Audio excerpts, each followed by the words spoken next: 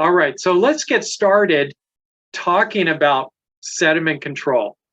And we're going to first look at some of the theory of sediment control. And then we're going to go out to the field, out to our construction sandbox. We're going to take you virtually with us. And my QSP, Mike Lewis, is going to walk us through some of the BMPs out there. And I'll join him out there too. So let's talk about sediment control. Now, first off, we want to look at it from two different perspectives when it comes to the requirements for sediment control. One of the perspectives we're going to look at for each of these talks is from the construction general permits perspective. And what does that require? And so there's several references to it, but one of the ones that I'm showing you on the screen right now is that dischargers shall establish and maintain effective perimeter controls. Now, that seems pretty obvious, right? But what's a perimeter? What's a perimeter? Now, not to pick on the engineers in the audience, and please, if you are an engineer, don't be offended. But, you know, engineers know what a perimeter is, right? The perimeter of a circle, a perimeter of a site is all the way around it, right? And so when they see this, the construction general permit says effective perimeter controls, that means fiber roll all the way around the site. Well, sometimes that's true. But there are other instances where maybe we don't need it. It doesn't make any sense to have it there. For example, I went out on a job site a few years ago, and on one side of the job site was a big concrete containing wall up against a irrigation canal. And where was the fiber rule running? Right at the foot, right at the base of that concrete containing wall. Did it need to be there? No. Was it the perimeter? Yes. So someone was taking this quite literally, and well, it's the perimeter. We need to have effective perimeter control. Of course, that concrete retaining wall was probably an effective control. So we're talking about where water can flow off your site is really the perimeter we need to address according to permit. And run-on is also an issue too. So we want to look at where water could run onto the site. And I think we'll be actually showing you some photos of that type of situation where we want to look at run-on as well as runoff for that. But that's what the construction general permit says. But there's another perspective that we want to get when it comes to implementing sediment controls, and that's the municipal perspective. And by that, I mean that if you're doing a project within a municipality, a county, or an MS4, like a city or something like that, they have their requirements. Now, it's not the construction general permit usually. Usually it's their municipal code. It's their ordinances. And so each municipality will have a little bit different one, but here's something that you might find typical. So it'd be like this one: no land clearing shall take place prior to the approval of the erosion control plan. So that's a very typical municipal requirement, is that you have to submit an erosion and sediment control plan. Or if it's a larger site, you could submit the construction SWIP in lieu of that. But you need to submit that erosion control plan. So you can't start grading or clearing land until you have that and it's been approved. Vegetation removal between October 15th and April 15th, or what they're defining as storm season, shall not precede subsequent grading or construction activities by more than 15 days. During this period, erosion and sediment control measures shall be in place.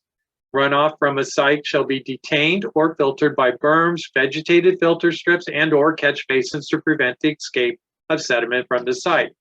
These drainage controls must be maintained by the permittee or the property owner as necessary to achieve the purpose throughout the life of the project. Now, that's a typical one.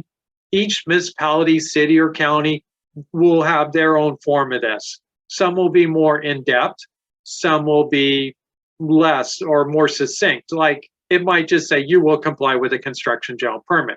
We've seen plenty of ordinances are like that. Some will get more specific though. there are certain municipalities that do not want, especially when it comes to sediment control, do not want fiber rolls with monofilament netting. You know, that nylon netting that's on fiber rolls many times.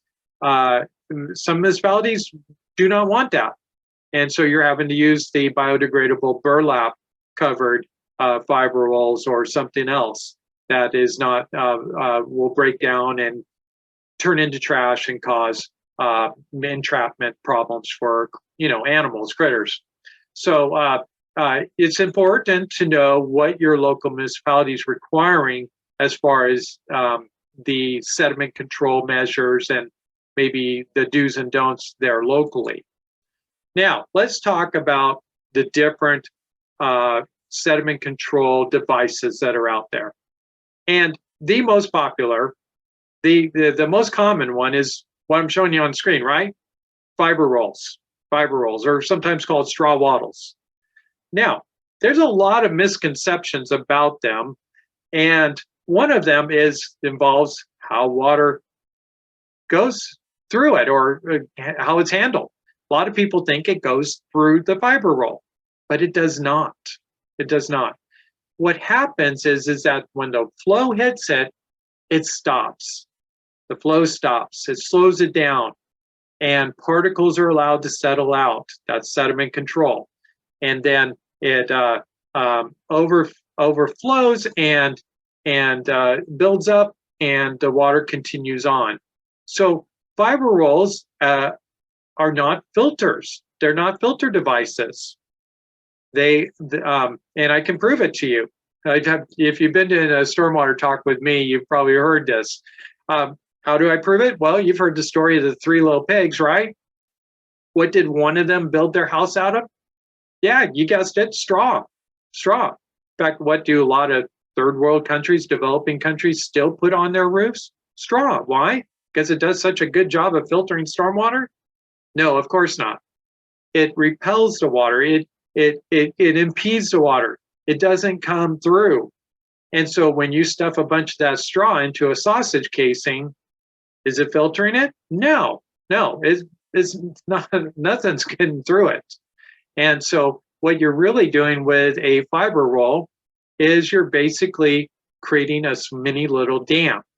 Now, just like any dam, it needs to be structurally sound and in order to function properly. And that means keying in the fiber roll, 3 inches down, and then staking it down every 4 inches. Because what happens is water comes up to it, it's stopped, it's held, it builds up some head pressure, it builds up, it gets, up to maybe half the height, all the way to the top of the fiber roll. Particles are settling out. But when you get that head pressure, and if it's not keyed in, it's not staked down, what's going to happen? It's going to go under, right? And as we're going to see here in a moment, that's going to create some problems. So that's fiber roll.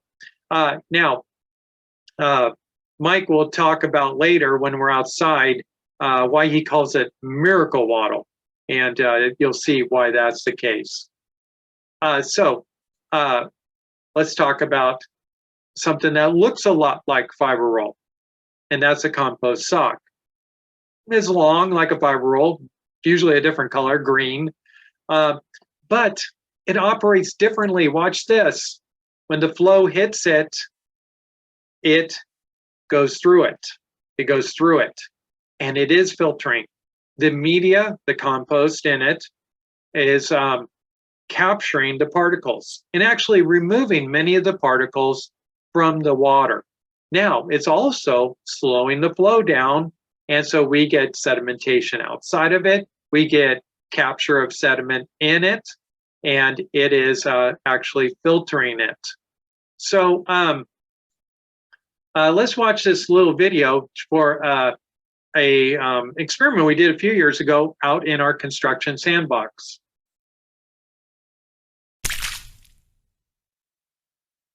For a recent newsletter article, we decided to head out to a nearby gravel lot during a heavy rainstorm to perform some tests with fiber roll and compost filter socks. We wanted to see which sedimentation control device was more effective at removing water turbidity. And as you'll see, the results were actually pretty surprising. First, we staked in the fiber roll around the drain, but we didn't key it in. We did this to replicate an average installation of fiber roll. Now, if you installed the fiber roll correctly, as specified in the Casca and the Caltrans catch sheets, you would probably get much better numbers, but then again, how many times have you been on a job site and seen it installed just like this? We wanted to see how the fiber roll would perform under average installation conditions. We also installed some fiber roll around the drain inlet in a nearby parking lot. So after waiting about 30 minutes for any sediments to settle down from our installation activities, we came back and carefully collected samples from both of the drains and tested them in a calibrated turbidity meter. The results were pretty surprising. The turbidity after the straw water was actually higher than it was before. We didn't perform a scientific test to see what the reason for this was, but we have a pretty good idea. We think the water undermining the incorrectly installed fiber roll was causing turbulence on the other side of the device, where we collected our sample. Now, the turbidity in the parking lot installation was negligible. There was, however, a sheen that we noticed, and unfortunately, the fiber roll didn't remove the sheen. We then removed both fiber rolls and installed compost filter socks around both drains. After waiting another 30 minutes, we returned to the drains, and the difference in filtration results was remarkable. The water in the gravel lot was much cleaner, well within NAL limits. The parking lot water was filtered clean as well, and the sheen was completely removed. So, while these results may seem pretty extreme, we actually have documented several projects with results very similar to our experiment. In the weeks since performing this experiment, we've had guys out in the field send us video of fiber roll performing exactly like we saw here in this gravel lot. So it looks like compost filter socks are the way to go for sedimentation control and drain inlet filtration. Fiber roll just can't compete with the efficiency of compost socks. And given the fact that compost socks usually last much longer than fiber roll, the price difference is pretty minimal. Okay, so first off, this isn't a sales pitch for compost socks. Compost socks are great devices, great for sediment control in certain circumstances, but I still use fiber roll quite frequently. Fiber roll many times is my go-to for certain circumstances. What this talk about today is about understanding the tools that you have in your toolbox, in your BMP toolbox, and understanding the differences of the tools and when to use one versus the other. So like if you have a drain inlet that you're needing to sample on a job site, compost socks are a great place to, or it's a great thing to use in that location. Why? Well, if you're having to sample, you want to have that a little bit of that filtration there. That will certainly help. And so there's places to use compost socks, places not to. Mike will talk a little bit about it when we're out there. Let's talk about another BMP that is misunderstood, like the fiber roll. So we saw how the fiber roll works, that it slows the flow, lets particles fall out. But does the water really care if it is straw? Could it be something else? Could it be concrete? What if we were going from a permeable or a softscape like dirt to a hardscape? What if water is flowing towards hardscape? Could we maintain a 6 to 4 inch difference and about the same height of a fiber roll and basically do the same? Well, yes, obviously. The water doesn't care that it's not straw. It just knows I've stopped. I got to settle some particles out. So we call that a curb cutback, and it's a wonderful BMP in certain circumstances. Now, the problem with curb cutbacks is that they don't look like a BMP. They just don't. And that's a problem for a couple different parties. One of the problems is the people on site, those working on the construction site. It doesn't look like a BMP, therefore no one's taking care of it. So they're placing a ramp to get their wheelbarrow over, or they're not understanding the importance of maintaining that 4 to 6 inch elevation difference, or they're getting messy in that area. So it's going to take some training so that they understand this is actually a BMP and it's saving us some money as a company. That's good. We want to maintain it. We want to protect it. The other party that it's a problem for are the inspectors. A lot of inspectors haven't been trained to understand that that is a BMP. It just doesn't look like a BMP. So what do folks do? Well, you've seen it probably. Yeah, they put the fiber roll on top of the sidewalk or the concrete or pavement, whatever it is. You know, what's that doing for them? Nothing, other than maybe give them a warm and fuzzy feeling. It's really doing nothing but other than maybe wasting some money. Is it protecting water quality? No, absolutely not. You know, especially if it's not weighted down or anything. You know, they're light, they're going to float. When the water moves over, it's not going to do anything for them other than maybe look good. So we call that actually window dressings. So no, that's not a good idea. That doesn't save you any money. Either install it correctly down in the dirt, or maintain your curb cutback. But don't lay it on top of the cement or sidewalks. Question here I see: does Casca have any specs or sheets to use for sidewalk cutbacks? No, they don't, but Caltrans does. Caltrans came out with some. And I also use one with the UC Santa Barbara came out with a cut sheet for curb cutbacks. So in my SWIPs, I'll actually put non-Casca cut sheets or fact sheets on that. So I hear talk that Casca will come out with one, but to my knowledge, they haven't. And what's in the compost socks? It's basically wood mulch, composted wood mulch, and maybe we'll show you some out there. Okay, so here's another couple BMPs comparison. So we saw how fiber rolls work. How about another very common one, silt fence? So when do you use silt fence? You know, whichever one's cheaper at Home Depot. In fact, all the time, you know, I'll write in a silt fence in my SWIPs, and many times I'll have the contractor call me up and go, "What are you thinking? Putting silt fence in there? That's super expensive. Why can't we use fiber roll? You know, why'd you do silt fence?" Well, I had some good reasons, which I'll share here in a moment. But first off, let's get the record straight. Silt fence is not more expensive than fiber rolls when both are installed correctly. Now, there is no cheaper BMP than what Mike calls miracle waddle. You fling it on the ground and say, "Do your thing," and it does its thing. There's no cheaper BMP than that. The problem is it doesn't work. But when you have correctly installed fiber roll, which at a pallet of about 25 feet a length of a pallet, made 25, 35 feet a length of fiber roll at Home Depot, that's running right about $35 to $40 a pallet for that. Silt fence from Home Depot for 100 feet is right around $20 to $25 for 100 feet of silt fence. So right there, the material is much cheaper for silt fence. And of course, if they're installed correctly, both are being keyed in, both are being staked down. So installation's more or less the same. So which one's cheaper? Silt fence is cheaper, but that's not why we specify silt fence. Why we specify silt fence is what you see on the screen. Which one caught more sediment? The silt fence. Why? It's taller. It's taller. Both act very similarly. They're stopping stormwater in its tracks, letting it slow down. They're not filtering. They're more or less holding most of the water, and it will slowly weep or dissipate either into the ground or above or through or something, but slowly. It's not really filtering, but it's capturing sediment.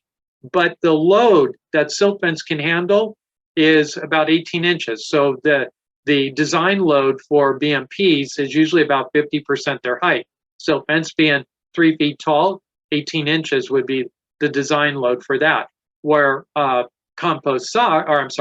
fiber rolls are only about 6 inches tall, so our design is 3 to 4 inches of sediment before we need to get and do some maintenance to remove it. So we would want to put silt fence in a location that's going to receive a bigger load, a heavier load. So like at the toe of a slope. Now, not right on the toe, maybe a little distance away, so we have some room to capture the volume, but that would be a good location. Or on the downhill perimeter of a larger watershed that maybe we're expecting a fair amount of sedimentation coming through that area. That would be a place where we would want that. So silt fences, usually that's why we're using it, is because we're anticipating a heavier load than what we think our fiber rolls could use. The other times we would use silt fences maybe for delineation. They're more visible, and you can get silt fence in orange as well, so it could double as ESA fencing. And then sometimes biologists get involved, and they're using it also for controlling critters, to help prevent a California tiger salamander from crossing the road and coming into our project. All right, just to illustrate what we're talking about, and then we'll go out into the field here, I want to show you a job site I inspected a few years ago. Now, this is after one storm event, we had this erosion happen. The one event, it happened, and just look at this, that fence, not the fiber roll, but the fence. Where's the sediment? On which side of the fence? In fact, let me blow it up for you. Count the links. You'll notice there's 3 links. How big is a link on chain link fence? 2 to 3 inches, maybe close to 3 inches. What, that's 8 to 9 inches of sediment in one storm got stopped by what? Why did it do that? It filtered it? No. Here's the deal. When it comes to sediment control, it's all about slowing the flow. And in this case, this chain link fence was enough to slow the flow to capture 8 to 9 inches of sediment from that one storm. And, of course, that sediment was probably just looking, begging for an excuse to fall out, and the chain link was enough. But it illustrates our point of what we're trying to do. Now, did some get by? Oh, you bet. Yeah, but that 8 to 9 inches didn't. If we had a more appropriate BMP there, like a fiber roll, of course, this would overcome a fiber roll. This would probably be a great place to put a silt fence. We would have caught probably a lot more. But it illustrates our point of what we're trying to do. Slow the flow, let particles settle out. That's the name of the game when it comes to sediment control. So we're going to go to our sandbox. This is where you need to be a little patient with us. We got a handoff here. So I'm going to exit my presentation, stop the share, and I'm going to have my field guy turn his camera on. And I'm going to spotlight him for you all so you can see him. And then I will be turning my camera off and joining them out there. So Mike, go ahead and talk to these folks. All right. Well, we talked about, I know that John talked about fiber roll or straw wattle, whichever you want to call it. And so here's an installation where we took a trencher and came out and trenched so that we could key it in properly. We put the stakes every 4 feet. If you'll come down on this end, this overlap is good. This is about 12 inches of overlap. And so that's kind of what you want. We probably should have had a stake here and a stake here, but this rock bed will be sufficient for it. So this is a typical installation. A lot of times we don't see it keyed in necessarily. It'll just be laid on the ground. It may have stakes in it. It may not. The reason that we talk about wanting to say, like on this end, well, let's walk down here and we'll look at this end of the fiber roll. So we have this J hooked up, what we call J hook, just turned up. And what we're after is we're after the water to not get a preferential flow to one location, because that causes erosion and rills and things like that. And so what you want to do is you want to just let the water continue out, going vertical instead of or building up sediment enough to where the water ends up going over and creating sheet flow versus a direct point of contact. So Then we want to probably walk over here. So what we've seen sometimes, and this varies in jobs, but we just left a job the other day that the fiber roll was like this. Well, of course we know because it's undermining here, that's not going to be beneficial. So when you come out as an inspector and you're going to look at fiber roll, kind of what you want to do is you want to kick the product. Now I can kick the fiber roll out of this trench. It's in about 3 inches, so I can kick it out. But what I want to see is that, you know, the soil has been compacted around here. In this situation, we've had this sprayed, so it's going to be locked in a little bit better than normal. But you want to really verify that the fiber roll is keyed in and that it's installed correctly, because if it's not, they're just wasting their time and money. So I want to come over here to what we call miracle roll. And this miracle roll is just this. I see this a lot of times that contractors have just rolled this stuff out, and we call it window dressing or miracle roll. And the reason I call it miracle roll is because you have more faith than I do if you think that this on top of the concrete is going to save you anything. This is just a waste of money, and there's really no reason for it. So if you follow me on down a little farther, we'll look at another product. I know that John talked about filter sock. So this sock is great because it allows water to flow through it. It's self-weighting. You don't have to stake it down unless you're like on a slope. It can be reused. This particular one has got a nylon wrapping. They do make it with a biodegradable wrapping. So if this product is run its course, you can always just cut this fabric off and leave the mulch on the ground. It should be no problem. But the reason that we like this is it's self-weighting and it's reusable. So if you need to move it to another location, you can. And this is a common place to have a need a perimeter control, where you're maybe in a place of your project where you get equipment moving in and out. It's maybe not a formal exit, but you got to move stuff in and out. Correct. And if you had fiber roll installed here, it would just be ran over, right? You've seen we call it pancake waddle, right? Yeah, After pancake waddle. Yep. And the nice thing about this is you can pull it out of the way, maybe move your equipment, move a pallet in or something, and put it back in place. And this is always a consideration, because where we see this working really well is the entrance and exit to a job site, just like John says. So it's easily pulled out and they can come in, and it's easily put back in place. And you and I have trenched out here. We have trenched out here. This soil, it's got, I don't know, a lot of rock in it. It is incredibly hard to trench here. And so the poor contractor, they don't want to trench it. So what they do is like, I can't install it right, so I got to use the fiber roll. But no, you have other options. You got compost socks, you got gravel bags. There are other options to use in a situation like this. So we talk about tools in your toolbox. As a QSP, you're to take the SWIP and SWIP map and what's called out for controls all over the place and make sure that they're effective. If they're not effective, that's when you can really pull another thing out of the toolbox and say, hey, I've seen this work and this would work in this situation. And so it's very beneficial and effective. So this kind of thing, of course, is just a waste of money. But we're going to come down here to this other end, and I'll kind of show you a little bit better of a view of it. But I know that John talked about it before, and sometimes it's a little hard, like John says, to convince an inspector or a regulator that this is a legitimate control. But basically, water doesn't flow uphill, and it doesn't really care what it hits, and sediment is just looking for a reason to fall out.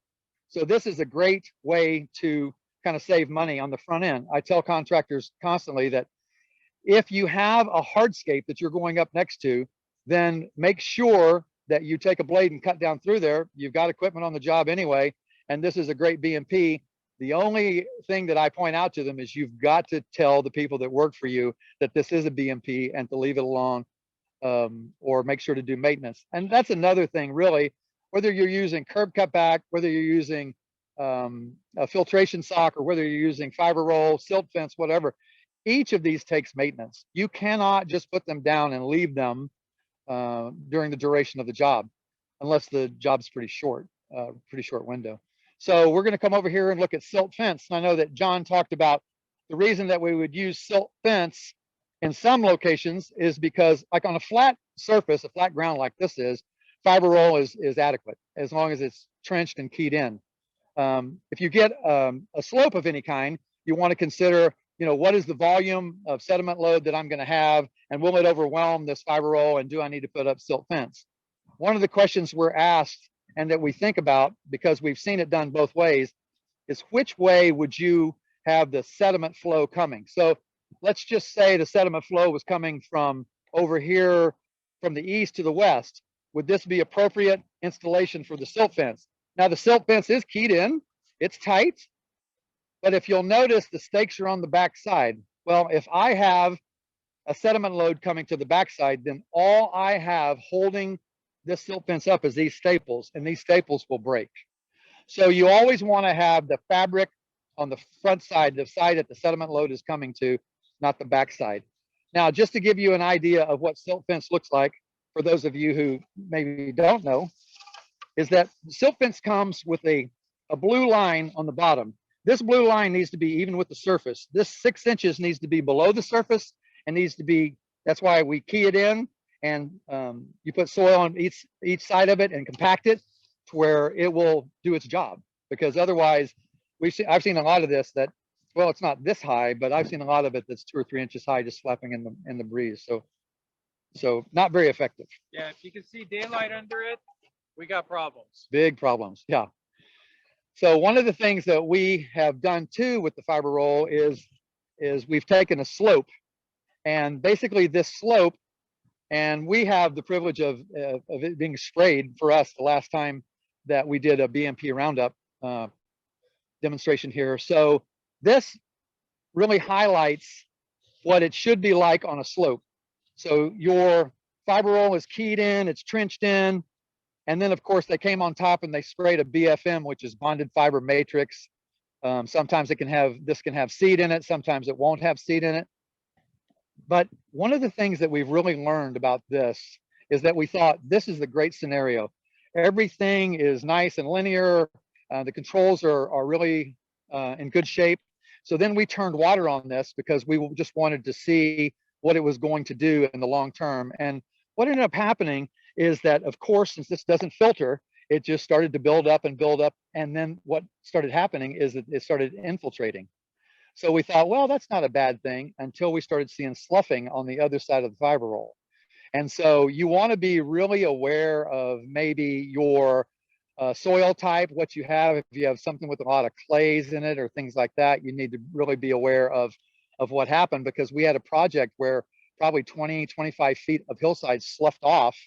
And how we ended up determining what happened was there was massive infiltration of the slope, and that's not what you want. So maybe in this situation, you would not want to trench it. You would just want to lay the fiber roll across it and stake it in and just have it laying on top, or maybe a filter sock, something that will allow the water to go through but catch the sediment and not let it infiltrate. We have found that on slopes, what's really important is not to oversaturate the slope, but we want to shed water off the slope in a controlled manner. So you do want to slow the flow down. You do need to have a speed bump of sorts, but by having the hillside sprayed, like you see the hydraulic mulch here, we have stopped 2 forms of erosion, which we'll talk about in the next class, raindrop and sheet erosion. We're controlling that. But after 10 to 20 feet of travel, you're going to get the 3rd form of erosion happen, and that's rills. So that's why we do these linear sediment controls on the hills, running horizontal or parallel with the contours. You've probably seen them on Caltrans jobs, right? You drive around all highways, you see all these fiber rolls on the hillside. Well, that's what they're doing, is they're walking the flow down so that, when a rill might start to form, they have another speed bump. And that resets the clock and buys them another 10 to 20 feet of travel before you get rills. And then you have another. And so you're doing that. Now, on hillsides, though, like Mike was saying, is we've tested this and we found it to be true that when it's properly installed, it forces the water into the hillside, especially in hydrologic swell groups A and B and maybe even C. D might be a little different issue when it's real you know, clayey, but that can be a problem. Saturated hillsides during the winter can have failures, and we've seen BMP installations actually be, if not the cause, a contributor to a slope failure. So it's better to shed your water. What's a better option than this? Well, like Mike said, not keying it in, still having things sprayed. In fact, I believe it was Caltrans. I have to check on that, but I know one of the BMP cut sheets, either Casca or Caltrans, actually suggests what we're saying. Or use compost socks or gravel bags. Of course, it could be heavy carrying those up the hill, right? Sure. But allowing the water to shed off the hillside in a controlled manner, that way we're not causing saturated soils and having other erosion issues too, sometimes even much bigger erosion issues. Much bigger. And now, John, we have had a couple of projects where we go out and we think, oh, if I were just to have the question asked of me how the linear controls need to be, I'm like, straight as an arrow. Every 10 feet on this slope, straight as an arrow. Well, we've been out to a couple of projects where the fiber roll is like all over the place. You'd be thinking that the guys maybe were drinking or having a problem. And what's the explanation for that? Actually, that could be a sign.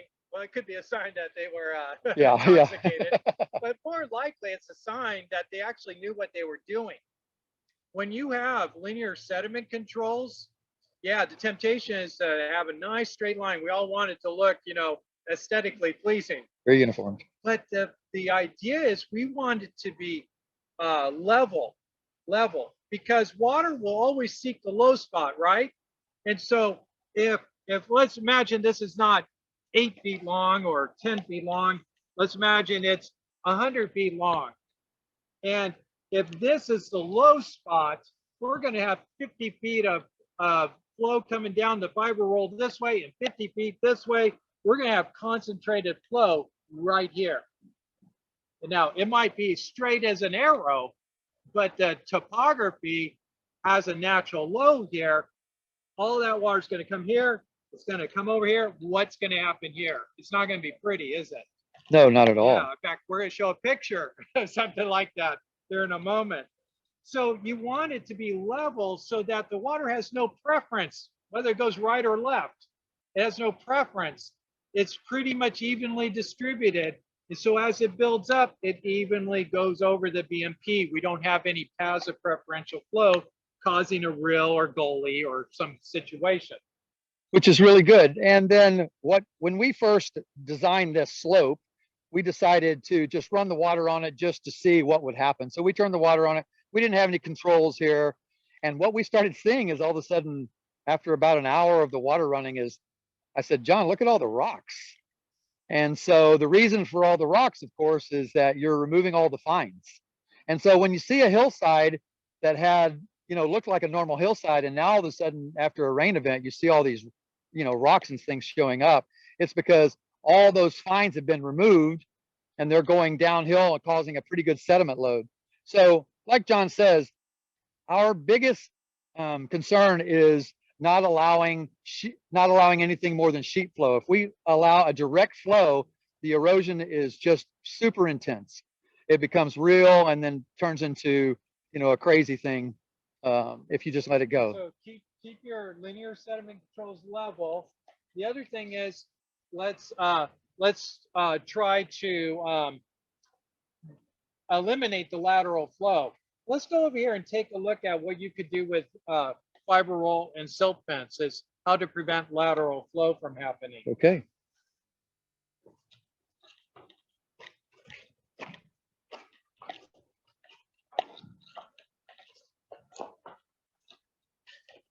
Now you can do a couple different things, but let's say again we got 100 feet of fiber roll here, and it's on a hillside. We got water coming this direction, and we want to keep it from going, you know, or laterally along this.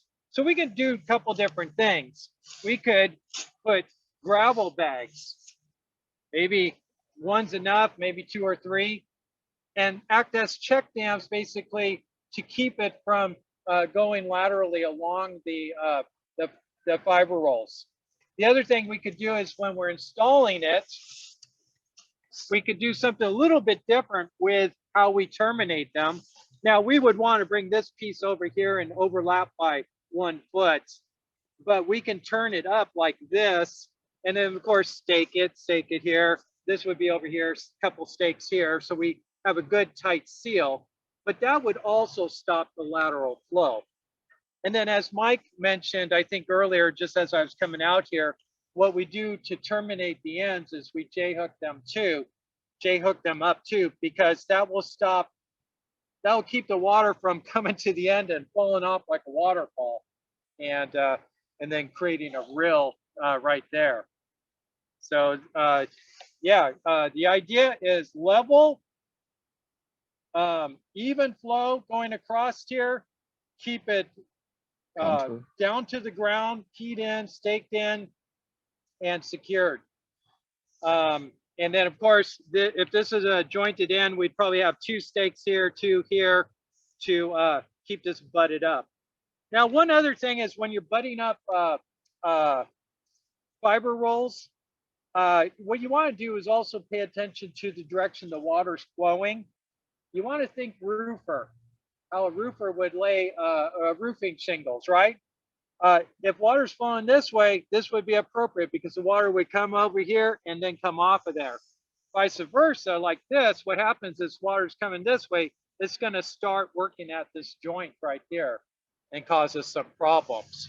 So this is much better. And then when you see these installations for us, for our job, when we go out and look at it, especially after a rain event, we want to find out what's effective. We want to find out what's working and what's not working. John and I have seen massive linear controls just in a straight line, and we go on either end of the straight line, and there's a huge rill that, you know, is now 6 inches, 8 inches deep that's causing a big channel because they haven't hooked it up. And the reason that we consider hooking these up is because you're making little individual places for the water to overflow and then head down to your next your next fiber roll linear control. So it's just about slowing the flow. That's what we're after. Okay. While you talk about maintenance on these, I'm going to go back in the office and we'll take over when I get back in there. Okay, sounds good. So you can look at this fiber roll and see the reason that we talk about maintenance is, okay, let's just say we've got a big sediment load that comes up here and piles up. You can't just leave this, or you shouldn't leave this until the next storm event, and just to see how much the fiber roll can handle. So the maintenance is that once the storm is over, remove the sediment on the side that the sediment is built up, and just remove it to another location. And then, because that's going to help you to manage. The same thing's going to happen on silt fence. I've been out on projects where the silt fence is overwhelming the top of this fabric. And so you don't want to ever let it get to that place, because sooner or later it's going to fail no matter what. So you can never just put a product in place, either fiber roll, silt fence, compost sock, and just walk away from it. Even curb cutback, like John says, is going to, you know, if somebody builds up some dirt there so they can run their wheelbarrow over it. So it's about education. So our job isn't necessarily to be the stormwater cop, but it's to come out and see what's effective and what works. And if something's not working, encourage them to something that will work and something that is effective, cost effective, especially like John talked about. I've seen fiber roll as much as $50 for 25 feet. And this is about $40 for 100 feet. So economically, it's much better to maybe use the silt fence, especially if you're keying it in. It's about the same amount. All right. Well, thank you, Mike. Thank you, Mike. All right. So we are back. And I just wanted to finish our time here with some actual pictures of what we're looking at. Plus, I want to leave a few moments for questions. So let me open up my share again here so you can see. All right, here we go. And let me get so I can see the chat and all that. So just give me a second here. And one more thing here.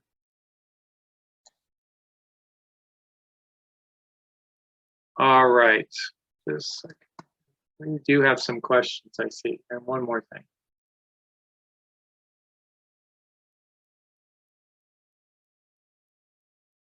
There you are. All right, so let's look through some real life examples of perimeter controls that are some are less than desirable and others are good. Now, here on the screen you can see a less than desirable example of a linear sediment control. In this case, we have it in a concentrated flow location. And you can see what I mean, that these are actually dams. Now, in this case, I think the dams are failing, especially the fiber roll, and the silt fence is about at capacity. This is not how we would want to handle this type of a situation. We would want to have some other device here. So like a check dams in the concentrated flow would be more appropriate, like maybe riprap check dams, gravel bag check dams, but something that is a little more appropriate for the concentrated flow. Running a linear sediment control is not. And you can see we're breaking one of the rules that Mike and I were talking about out in the field about not keeping it level. It was dipping down into that area. So yeah, this would not be a good example.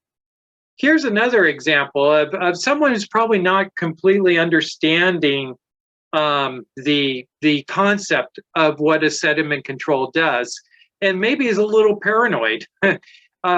Notice that we have 3 devices installed right next to each other. You got your fiber roll, you have your silt fence, and you have your ESA fencing right behind that. Or maybe it's a BMP installer that wanted to make a lot of money. I'm not sure which. Now, the thing is, once flow stopped, you're not going to stop it much more after that. So that fiber roll is enough to stop the flow, or the silt fence. We don't need them both side by side. We're not getting, you know, like if one's good, two's better. No, it's just a waste of money.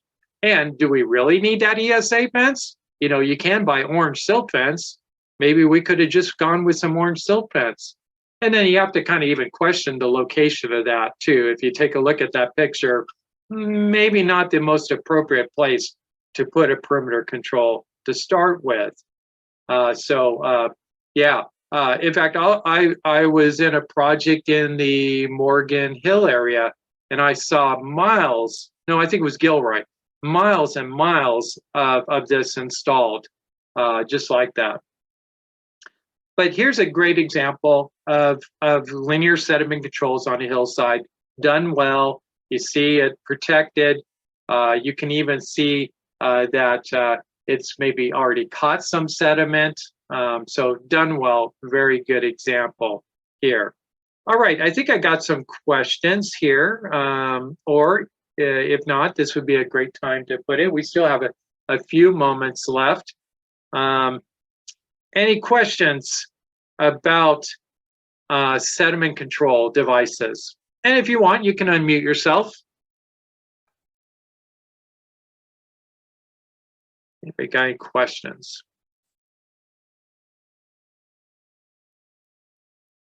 All right, let's see. Okay, talking about curb cutbacks, the city inspector would usually want to see something more official. Yes, that's the problem, is when we're talking about curb cutbacks, oftentimes, like we said, they don't look like a BMP, and unless someone's been trained to recognize it as a BMP, and that's why it's so important to understand the theory behind sediment control and understand what you're trying to achieve, is to show that, okay, in this case, this curb cutback is working. And so it might take a little educating of the inspector, especially if it's a municipal inspector. Most water board inspectors are pretty familiar with that concept and will do that for you. Now, the other thing I want to talk about too is we're not limited to the sediment control devices that we talked about today, which are, you know, the fiber roll, silt fence, compost socks, gravel bag, berms. You can get creative. for example, a place that we get creative are after wildfires. So in wildfire response or erosion and sediment control after a wildfire, we'll actually use burned timbers as our linear sediment controls. And we'll have them laid down so that they are parallel with the slope. And so that flow coming down the hill, you know, hits those just like they would a fiber roll. And I actually love these types of BMPs because they're permanent BMPs. They will then fill up with sediment. Sometimes you have to help them out because, you know, logs aren't naturally exactly as plain, you know, straight as a board. They may have some spots that you get some daylight there. So you may have to chink them up with some rocks and dirt and do that. But what's really cool about those is that they will fill up with sediment and they will start to decompose over time and actually become a part of the environment, part of the habitat. In fact, they become habitat for smaller creatures and help restore the health of the forest. And so that's another example of a linear control you can use in a wildfire situation. We've also seen job sites get creative and use other things such as rocks. We've had, you know, some job sites that are very, very rocky, and they have an abundance of you know, good sized cobbles or small boulders that we can actually line up along the perimeter and create a sediment control out of that. As a good SWIP rider, you want to understand the environment where you're speccing these BMPs. People are going to hate you if you're saying key in silt fence in a cobbly matrix, right? No one's going to want to install silt fence and dig a trench, or is even going to be able to dig a trench in a cobbly environment. So understand those limitations and then suggest BMPs that are more practicable for their environment, for their situation. So like compost socks would be a wonderful BMP in that situation. And believe me, the laborers will love you for it if they don't have to dig through cobbles. I got a question here from your experience. When is compost sock specified versus a fiber roll? And when is the compost sock generally specified? Are there situations where the compost sock is inferior to fiber roll? Yes, definitely. For example, the picture that you see on your screen right now, it would be a bear to install that with compost socks. Now, hopefully I don't have any compost sock vendors on the workshop right now. You know, they might beg to differ, but they're heavy. They are heavy. And taking them up a steep slope like that would probably not be totally necessary, especially here. We're not close to a discharge point. We don't really need to clean up the water. What we need to do is slow the water down. So the fiber roll is a decent speed bump for us, especially if it's a biodegradable fiber roll that we can just leave there. So in this case, like you see on the screen, I would much prefer to use fiber roll there. Now, where I would use compost socks are especially near some place I might need to sample or close to something that's super sensitive like a stream bank or creek. Or as I mentioned, where maybe it's too hard to dig in and be able to key something in correctly. That's where compost socks really, really help. Or where we have, or on a paved surface, compost socks are definitely there. So I want to have all the tools in my toolbox and be able to pull out the appropriate tool. I don't want to use a hammer where a screwdriver is more appropriate. So hopefully that helps answer your question. All right, we just have a couple more minutes, but we'll need to log off here soon, and then we're going to start right up with the next workshop, which is the erosion control. So if you haven't registered for that, you can go ahead and go to stormwaterawareness.org and register for that. If you have, you already have an email from us with a link to that workshop. Any last quick minute questions, or you want to unmute yourself and ask it real quick? Otherwise, I will see you in the next workshop and you can ask your questions then. All right, everybody, I'm going to stop the share here and I will see you in the next workshop. Thank you for joining us.